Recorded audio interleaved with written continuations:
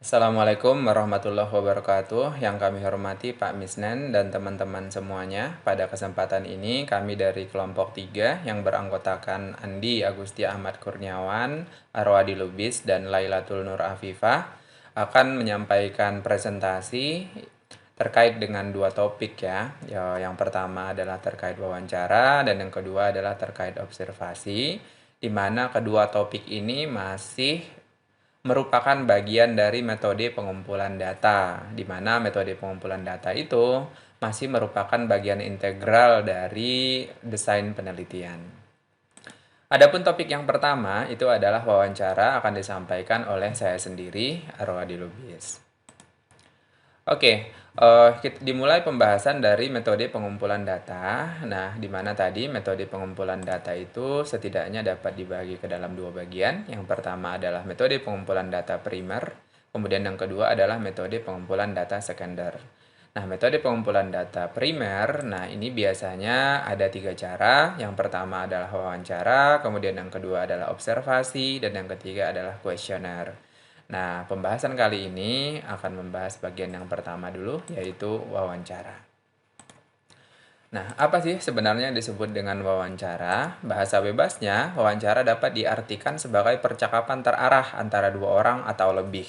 Jadi, dalam suatu wawancara setidaknya ada dua pihak. Pihak pertama adalah pewawancara, itu dalam wawancara tunggal, atau disebut juga dengan moderator dalam wawancara kelompok. Kemudian pihak yang kedua adalah responden dalam wawancara tunggal atau disebut juga dengan narasumber dalam wawancara kelompok. Nah, pewawancara ini adalah pihak yang mencari data atau mencari informasi. Sehingga dari pewawancara ini cenderung muncul pertanyaan. Jadi, bahasa mudahnya si pewawancara ini fungsinya itu adalah sebagai penanya. Kemudian si responden ini diasumsikan sebagai pihak yang memiliki data atau mungkin mengetahui data atau bisa menyediakan data atau pemberi data lah. Nah, sehingga kecenderungan dari responden ini adalah pihak yang memberikan jawaban. Sehingga interaksi antara penanya dan responden, interaksi bertanya dan menjawab inilah yang nanti akan menghasilkan data, di mana data tersebut akan dianalisis dan digunakan untuk menjawab pertanyaan penelitian. Oke, masuk ke klasifikasi wawancara. Setidaknya wawancara dibagi yang pertama berdasarkan struktur pertanyaan. Dari struktur pertanyaan, maka wawancara dibagi menjadi wawancara tak terstruktur dan terstruktur. Kemudian yang kedua, kalau didasarkan kepada media komunikasi, maka wawancara dapat dibagi menjadi wawancara tatap muka dan wawancara melalui telepon. Pada perkembangan terbarunya tentunya tidak hanya ini aja, karena wawancara dapat juga dilakukan dengan bantuan internet. Kemudian yang ketiga, kalau dilihat berdasarkan subjek wawancara, maka wawancara dapat dibagi menjadi wawancara individu dan wawancara kelompok. Nah, dalam pembahasan saya ini, saya nanti hanya akan membahas dua, ya. Yang pertama adalah wawancara terstruktur dan tak terstruktur, kemudian wawancara tatap muka dan melalui telepon. Yang wawancara kelompok dan individu, nah nanti akan dibahas oleh Mbak Afi. Oke, wawancara tak terstruktur dan terstruktur. Nah, wawancara tak terstruktur ini cirinya biasanya adalah masalah belum jelas. Kemudian karena masalah belum jelas, maka data yang dicari juga belum jelas. Selanjutnya, karena data yang dicari juga belum jelas, data apa yang mau dicari, maka pertanyaan juga belum bisa disiapkan. Jadi pertanyaan-pertanyaan yang diajukan dalam wawancara tak terstruktur, nah itu cenderung bersifat bola salju. Jadi pertanyaan selanjutnya itu dipantik oleh pertanyaan atau jawaban sebelumnya dari responden gitu. Nah, dengan demikian, nah kita bisa mungkin mengambil suatu kesimpulan bahwa wawancara tak terstruktur ini biasanya digunakan untuk menemukan masalah. Jadi ini digunakan ketika masalah memang belum jelas dalam pra-penelitian atau dalam penelitian pendahuluan. Nah, ini juga biasanya disebut proses refining problem. Kemudian yang kedua, wawancara terstruktur. Dalam wawancara terstruktur itu cirinya masalah sudah jelas, data yang akan dicari juga sudah jelas. Karena data yang dibutuhkan atau dicari sudah jelas, maka si peneliti bisa menyiapkan pertanyaan sebelumnya. Jadi daftar pertanyaan itu biasanya sudah disiapkan dalam urutan yang rapi gitu. untuk menjadi panduan bagi si peneliti atau si penanya untuk bertanya kepada responden. Nah, dengan demikian, dalam wawancara terstruktur, biasanya wawancara ini sudah ditujukan untuk menemukan solusi. Jadi, mungkin kalau kita review, wawancara tak terstruktur ini masih digunakan untuk menemukan masalah atau refining problem. Nah, wawancara terstruktur digunakan untuk menemukan solusi atau finding solution. Kemudian yang kedua, wawancara tatap muka dan wawancara via telepon. Nah, ini adalah pendekatan media komunikasi. Yang pertama, wawancara tatap muka. Ini ada beberapa kelebihan dari wawancara tatap muka.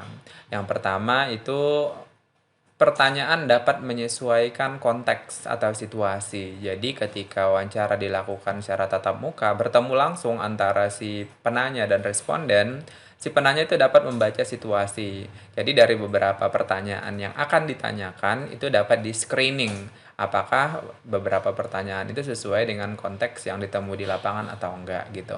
Tentunya kadang-kadang terkait dengan norma-norma yang berlaku di lokasi tersebut. Kemudian yang kedua, bisa melakukan klarifikasi jika kurang jelas. Mungkin ada suatu jawaban yang terkadang memang sudah jelas, tapi isyarat yang diberikan oleh si responden itu kurang meyakinkan. Nah, maka si penanya itu bisa melakukan klarifikasi dengan menanyakan pertanyaan dengan kata-kata yang berbeda, tapi mungkin dengan maksud yang mirip dengan pertanyaan sebelumnya. Yang ketiga, si peneliti atau penanya dapat melihat isyarat nonverbal, dapat melihat raut muka, dapat melihat gerak-gerik dari responden, sehingga ini sangat membantu juga untuk menjaga validitas data yang akan diperoleh nantinya. Oke, itu kelebihannya dan kekurangannya juga ada. Nah, kekurangan atau kelemahan dari wawancara yang dilakukan tatap muka yang pertama adalah batas geografis. Nah, di batas geografis sehingga karena batasan geografis itu terkadang orang-orang yang akan ditanya itu tinggal di daerah yang luas ya, sebarannya luas sehingga biaya juga tinggi. Nah, dari sisi responden, terkadang kalau wawancaranya itu bertemu langsung atau tatap muka, responden merasa kurang aman dengan privasinya. Karena dilihat langsung, ditemui langsung, dikenal langsung oleh si pewawancara. Oke, masuk ke wawancara via telepon. Nah, wawancara via telepon tentunya medianya adalah melalui telepon ya. Nah, kalau diperhatikan kelebihan wawancara via telepon ini adalah kelemahan dari wawancara tatap muka. Yang pertama itu hemat waktu atau hemat biaya, lebih hemat biaya ya. Kemudian yang kedua, dari sisi responden tentunya merasa lebih aman karena tidak dilihat langsung oleh si peneliti. Jadi identitasnya juga tidak terekspos sepenuhnya. Kemudian kelemahannya apa? Yang pertama, responden dapat berhenti sepihak ketika wawancara sedang dilakukan. Jadi ketika si responden itu misalnya merasa tidak nyaman lagi dengan wawancaranya, nah kalau via telepon dia hanya cukup untuk mematikan teleponnya aja udah selesai. Tapi kalau wawancara langsung, kalau misalnya mau diakhiri, mungkin si responden itu masih merasa tidak enak gitu, tidak nyaman kalau mau berhenti sepihak.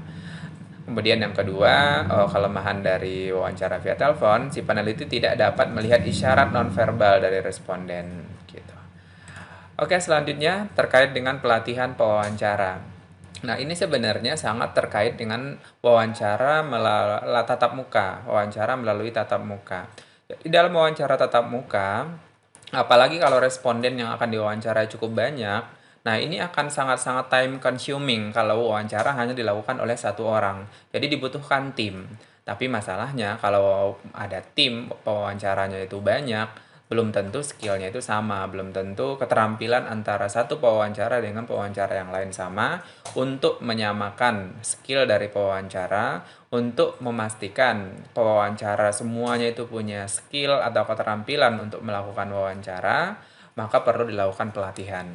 Nah, dalam pelatihannya itu ada beberapa yang perlu dibentuk. Yang pertama skill memulai wawancara. Tentunya ini terkait dengan bagaimana membuat situasi menjadi nyaman. Kemudian yang kedua itu adalah skill mengajukan pertanyaan agar pertanyaan yang disampaikan nanti tidak ambigu dan tidak bias.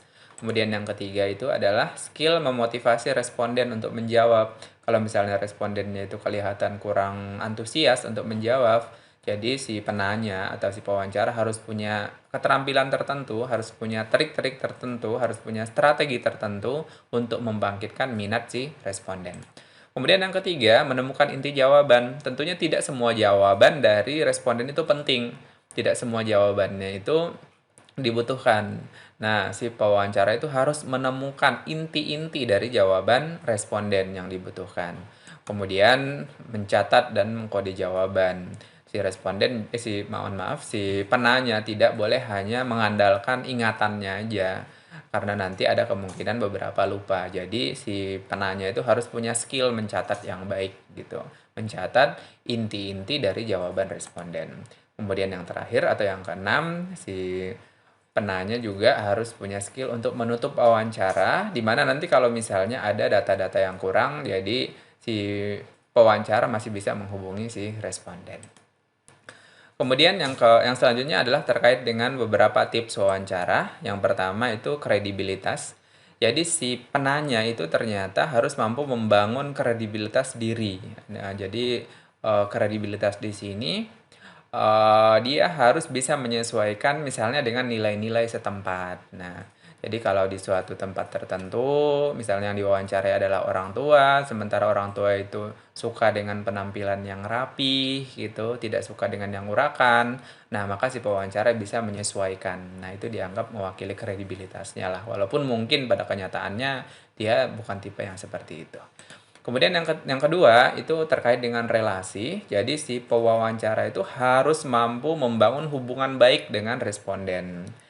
Nah, kalau si pewawancara mampu membangun hubungan baik dengan responden, mampu menciptakan suasana yang asik, suasana yang nyaman, suasana yang kondusif, nah insya Allah wawancaranya juga nanti akan berjalan lancar dan si penanya juga bisa lebih leluasa untuk bertanya. Tidak tegang lah intinya. Kemudian yang ketiga itu terkait dengan motivasi. Nah, ini masih terkait dengan pembahasan sebelumnya ya. Jadi peneliti dapat berusaha memotivasi responden untuk menjawab.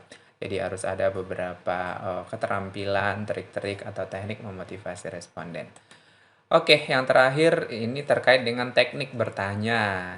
Nah, tentunya dalam bertanya, dalam menyusun daftar pertanyaan, si pewawancara itu juga tidak bisa sembarang bertanya. Yang pertama, teknik yang digunakan adalah funneling. Jadi berusaha menggiring pertanyaan atau mengurutkan pertanyaan dari yang luas ke yang sempit. Dari yang masih kurang spesifik, nah baru nanti di akhir itu semakin spesifik gitu. Atau mungkin dimulai dari pertanyaan yang masih lebih umum ke yang lebih khusus, atau masih dari yang agak santai ke yang lebih serius gitu. Kemudian yang kedua, tidak bias baik kata maupun ekspresi.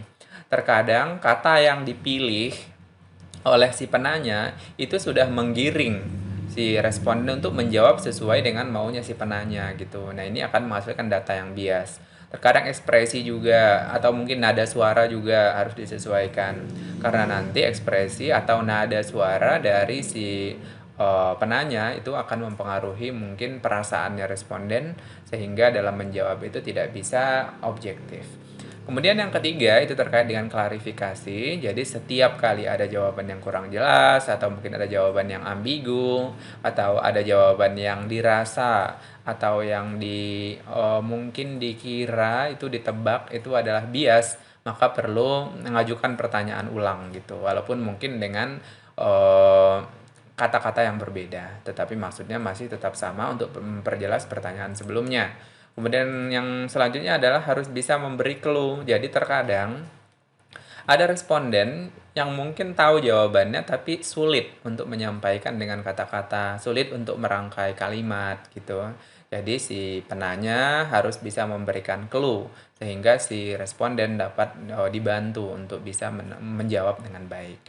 Kemudian yang terakhir itu yang mungkin ini sangat-sangatlah penting adalah mencatat. Jadi si penanya tidak boleh hanya mengandalkan ingatannya, tetapi harus bisa mencatat dengan efektif dan efisien. Efektif di sini artinya hanya mencatat hal-hal yang memang penting, kemudian efisien artinya tidak kelewatan ya. Mungkin nanti si responden sudah menjawab sampai jauh, tapi si penanya itu masih nyatat yang masih jauh tertinggal di belakang gitu. Nah, oke, demikian pembahasan dari saya, bersambung pembahasan selanjutnya nanti akan disampaikan oleh Mas Andi. Terima kasih. Assalamualaikum warahmatullahi wabarakatuh.